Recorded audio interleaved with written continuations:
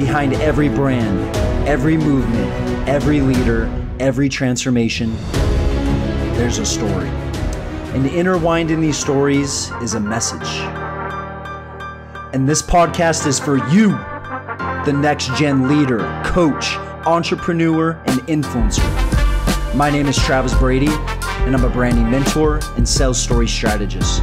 I hope you see me more of a guide than a host as I share the stories behind the brands, so you can take these stories, experiences, principles, and teachings and use them to share your story with the world. This is the story behind the greatest dog in the world. And this is probably one of the most special podcasts I've ever done. It's a Monday. Usually I record on a Friday, and it comes at having to say goodbye to my best friend last week. He was 12 years old, and he changed my life. And we're going to attempt to get through this podcast without crying. I didn't say tears. I said crying, because there's been a lot of crying. And this podcast is my way of processing and honoring Max. And he deserves to be remembered. And there's a little caveat at the end, okay? Because if you're listening to it, all right, you're going to think you know the answer, but I promise you, you don't. Okay. Who is the greatest dog in the world? Okay. This is the story behind the greatest dog in the world. When I was younger, I had a dog, and his name was Max, and he was my best buddy. We would tie sleds to him, and he'd drag us through the snow in winter.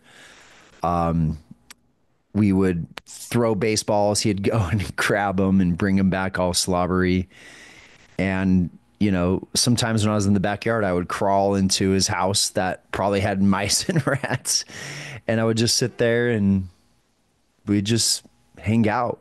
We'd just stare at each other. And I think in that moment, that's where I connected with Max. Max was my dog. And we moved. And when we moved, we didn't have a fence. And so we had to keep it down at my dad's body shop. And one day when I was 7, my parents came home and told me that Max had gotten hit and killed by a driver. And I was like, who killed him? And they said it was maybe a drunk driver next door. And I was like, did we ever find the dog? Did we ever find the person? And crazy enough, when I was 18, you know, this was 11 years later, I said, Mom, did we ever catch the guy who ran over Max? And my mom said, yeah, it was Grandpa, son. And I'm like, how come you didn't tell me this? How come you didn't tell me that Grandpa hit my dog and killed him? And I think they lied to me because they didn't want me to be mad at my grandpa, which I absolutely would have been mad at Grandpa. So ever since I was 7, I wanted another lab. I wanted Max. I wanted that connection, you know, that I had felt. And my mom got other cats and, you know, little small poodles, but it was never the same as Max. Max was a lab. And in my first house, it wasn't a good spot to have him. You know, it was a busy street, and so I didn't want to get a dog and not give it attention and it get hit by a car, which actually did happen by a roommate, which I was really heartbroken over, but also at the same time told him, you know, the reason why I didn't want to have dogs at the house. And a couple years later, back in 2013, I got into my new house. I had a perfect backyard for him. And I started looking for white labs, only white labs. I don't know why. I just wanted a white lab. And I already knew what I was going to call him. I was going to call him Max.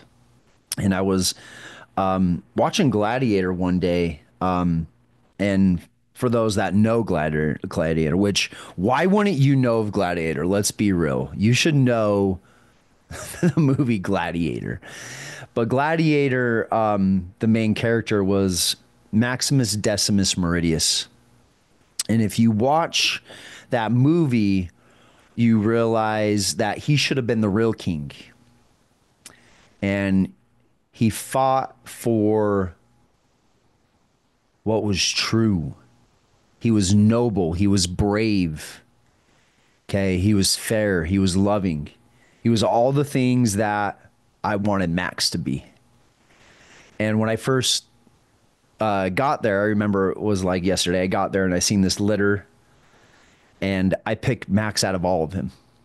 I picked one of the biggest ones. His eyes weren't even open, but I knew I wanted this dog. This was my dog. This was Max. And when 3 months hit, I remember going to the house and all these little puppies are running around, and Max ran up right to me. At the time, I was engaged to a woman that had 2 kids, and these kids loved Max, and I love Max, and it was just this perfect little family dog. And he had so much energy. I remember the first night, I thought it would be a good idea to have him in the bed, and 1 o'clock in the morning, he's pawing my face because he wants to play. Took him outside and realized, man, this is probably not a good idea to have my dog in my room. Every Wednesday we would run up to the church or the temple that was near the house. We got him into puppy training, and I remember the instructor going, "That's one dominant dog you got there." He was not easy to train. He was this very alpha type dog, right? He was one of the bigger of the litters, so he had that alpha mentality.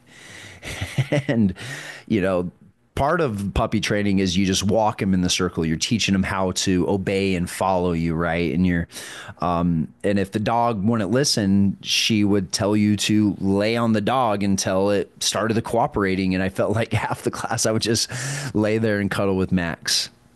And we call his first nickname was Garbage Gut, because if you have a lab, they will gnaw on everything. He ate some of my glasses.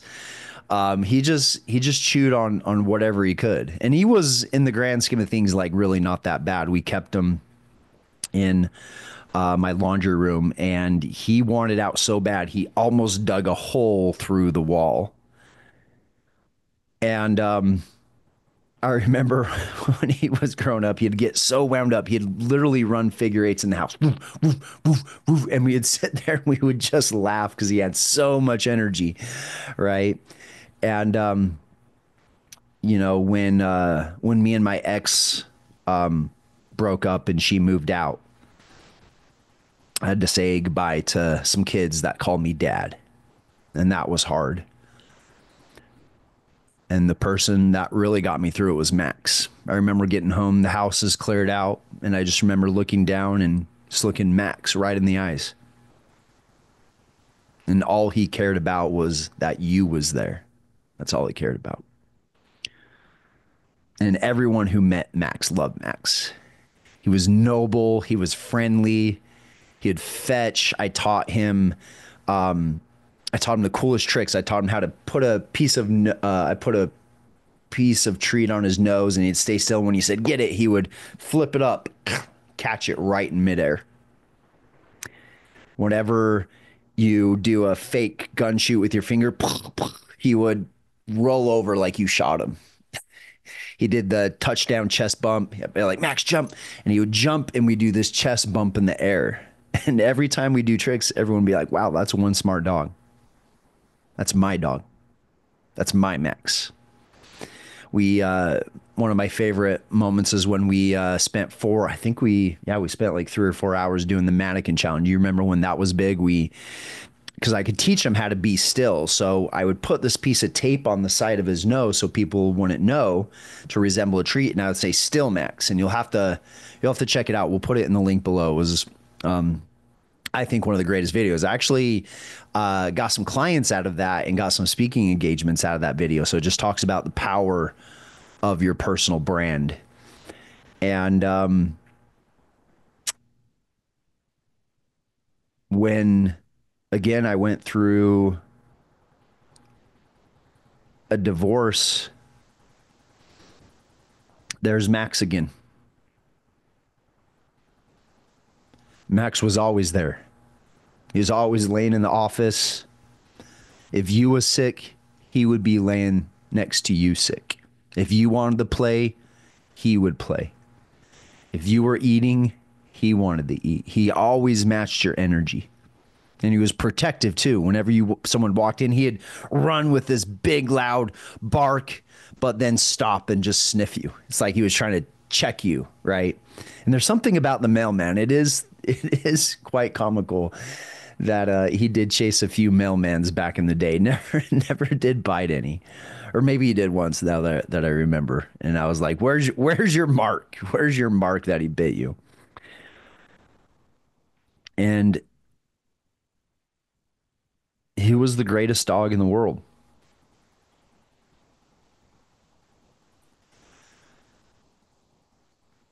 We had a $1 million mastermind last month, and I was about ready to go to bed one night, and Flory said Max's nose is bleeding. So I thought that was weird. So we come over and his nose was bleeding, and it didn't stop bleeding. We went into the vet, walked out with a $1,500 bill and no real answers. The next morning, he was still bleeding. And Flory, my girlfriend, is very intuitive. She said, I think Max has cancer. Right in the middle of the mastermind. So we went to another vet and basically said there's nothing that we can do.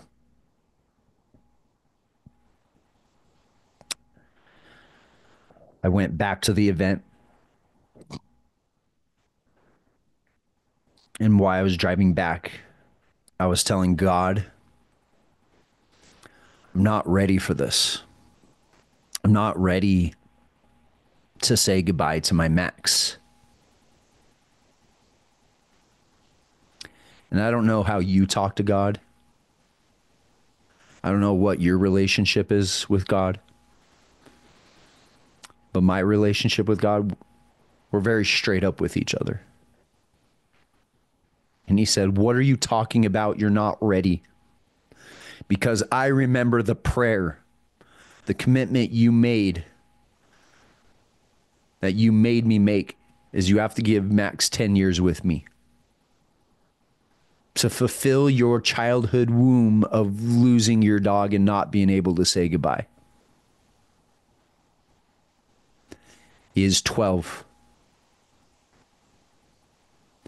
I have been preparing you for this moment his entire life because you knew as a dog his time on this earth was limited. So in preparing you, you had the choice each and every day how you were going to use that time. The greatest gift that we are given is the present moment. And how many of us fuck it up? I know I do sometimes. But every single day, I love that dog. Every single day, that dog got 100 kisses, no less. He would just sit there and take it too. He'd just sit there while I kissed him. We even have some funny footage of me being on a hot mic, and we had a mastermind up here, and I went upstairs to check on Max, and my buddy Dom's presenting, and you hear this. And Flory makes a joke. Oh, it's just, and everyone's like, what? And Flory makes a joke. Oh, it's just Travis making out with his dog. That was my dog. He followed me everywhere. And there was no way you was going to get his attention, even if you had food. If I had food, there's no way you're getting his attention. He licked my tears. In about a month from that time he got his nosebleed, we fought tooth and nail, grinding up all of his food, giving him probiotics, doing whatever we can to give him another day. And as each day went by, I thanked Max for everything, for being so soft with my son. I remember this one time Max knocked over Tatum, and Tatum's like, Dad, Max hit me. He needs to go in timeout. So I put Max in the timeout. And when I put Max in timeout, Tatum came over and said, Dad, Max doesn't need to be in timeout anymore.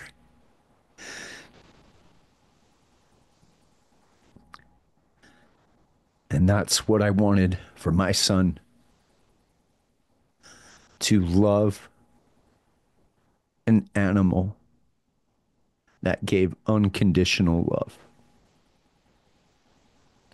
My dream was to watch my son and Max play fetch. And usually Max would go grab the ball and bring it back to me, and then I'd throw it, or then I'd give it to Tatum, and then he'd throw it. And then I tried to give it back to Tatum, and I remember one day up in our room, for the first time, they started to play catch. And Tatum would throw it, and Max would bring it back to him. He'd make him sit. I still have videos when Tatum was like a year and a half, giving Max food and telling him to sit. I don't know who trained more. I don't know if Tatum trained Max or Max trained Tatum, but they were a team. I still remember the first day that Max saw Tatum. I was so happy.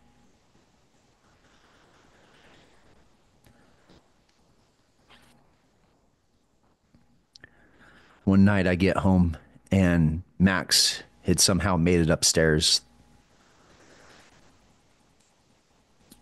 He wasn't eating, he wasn't drinking. So at times we had to at least get some chicken broth down his stomach. Well, that night, Max was ready to go. He woke us up like nonchalant.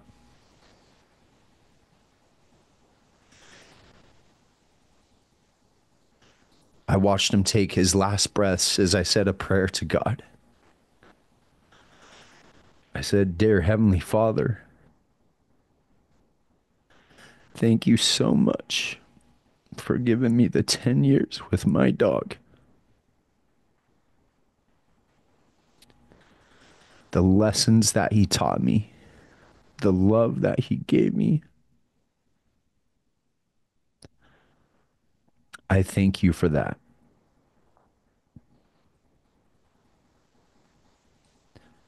Take care of my buddy now as I give him back to you. Please let him bless us with his presence at all times.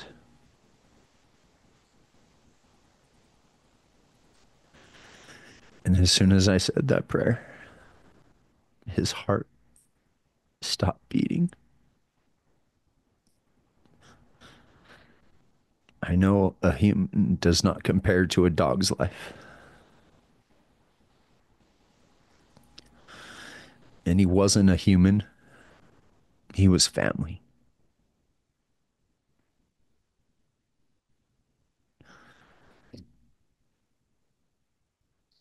I laid on him for the next couple hours, like I've done so many times in this office. When something fell apart and I just felt like I couldn't handle things, I just laid there. I just lay on him.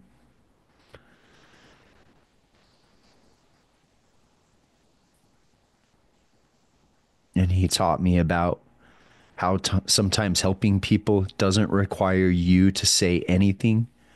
All it requires is you in your presence.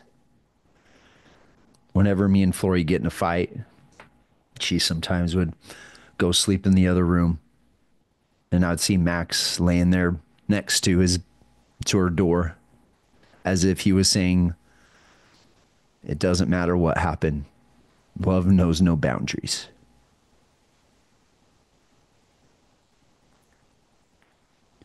And this dog followed me. I hope to be the human that my dog believed I was. And I've had a lot of moments in this last week where I've broken down just out of nowhere.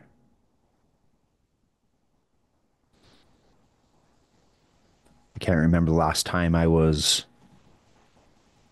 all alone in my house, just like all alone. Max was usually there, the greatest companion. I have this tattoo on my wrist that says King Maximus. And it's a reminder about what that dog taught me.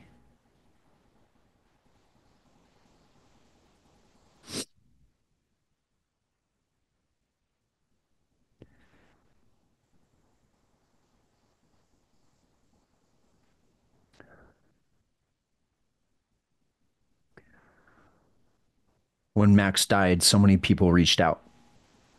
Not all of them knew Max, but they knew how much I loved him.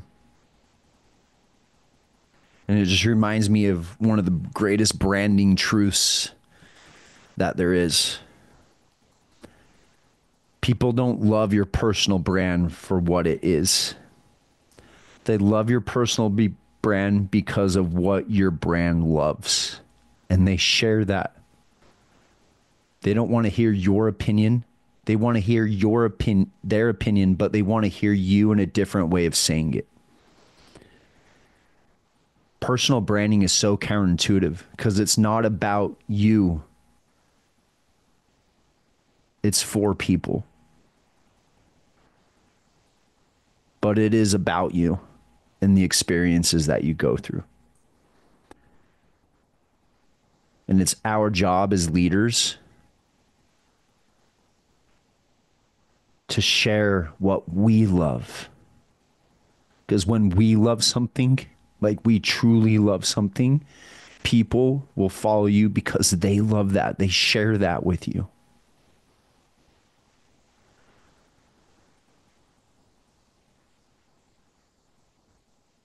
Because if we're going to be here on this earth, we might as well do something that we love and share something that we love.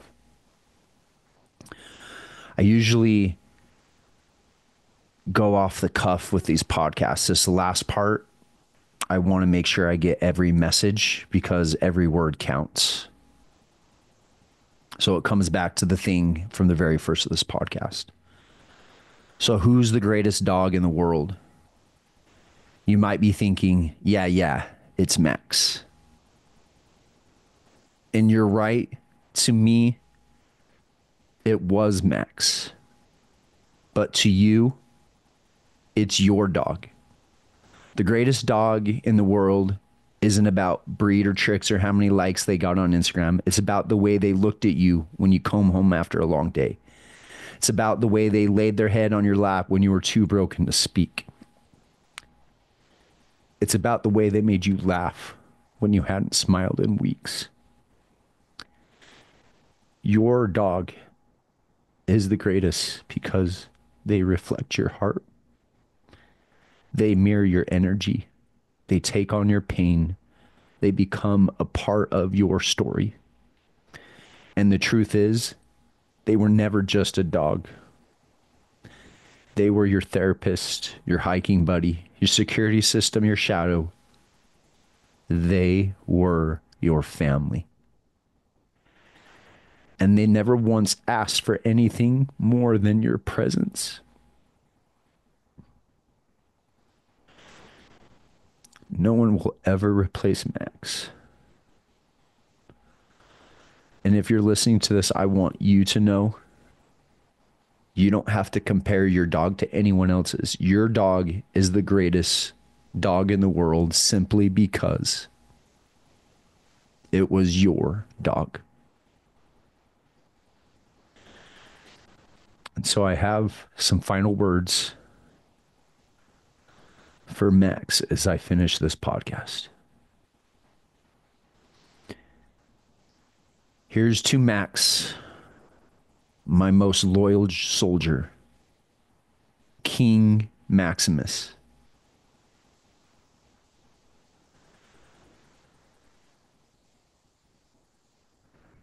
Thank you for everything that you have given, the things you taught me, the moments you taught me in.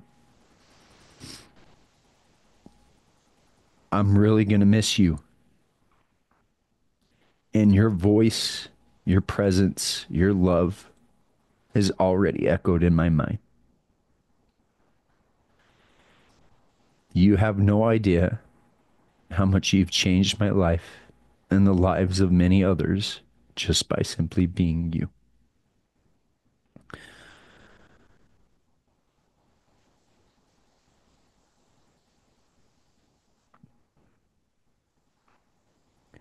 Please be there in the moments I need you the most.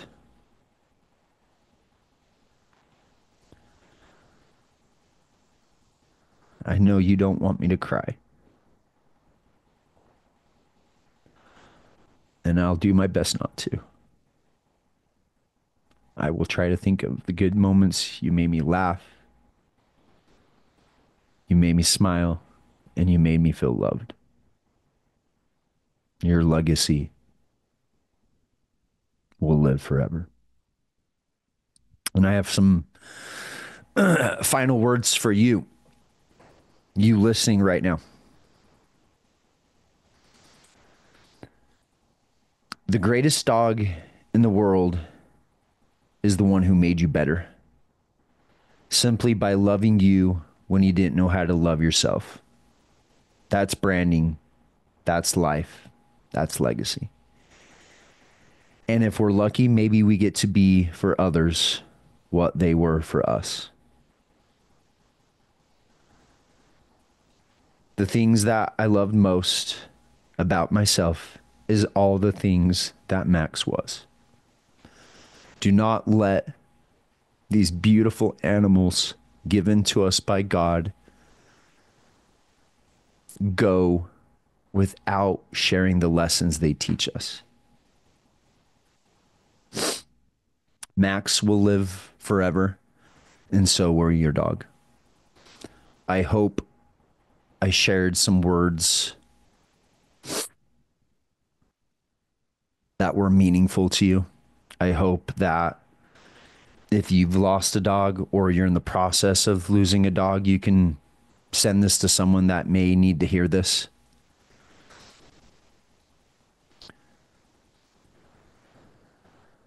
And I don't know what else to really say about that other than your dog is a part of your brand. That is what branding is all about, is sharing the things you love. So my hopes for this podcast, in addition to just sharing them, is be that person that your dog believed you were. Pull that and put it into everything you do. Because it is everything. Because love is everything. Be inspired. Share those stories. And I truly believe your story can transform the world. Good talk. Hey, you know you have a story to share with the world, which means you need to get on more life stages. We have a jam-packed schedule in 2024 full of events, including our biggest event year to date, Brand X. Go to benextgen.com/speak. Again, benextgen.com/speak. Or you could just click the link in the description. Fill out an application. Our team will reach out to you and show you how our speaker partnership works. Get on a stage, get video, blow up your brand, blow up your business. Let's go.